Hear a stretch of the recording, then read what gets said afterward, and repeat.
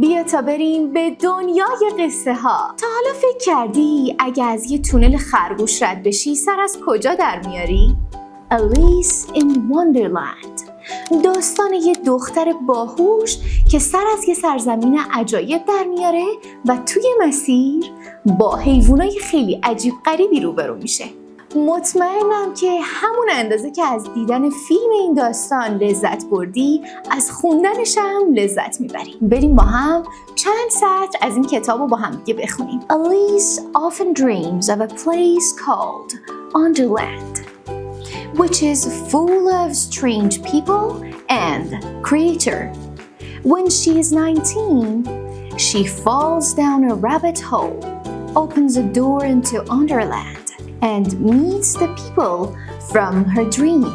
They are in danger and they need Alice to do something for them. But is she the right person to help? یکی از بامزه ترین جمله هایی که توی این کتاب باش روبرو میشین دیالوگ خرگوشه. I'm late for a very important date.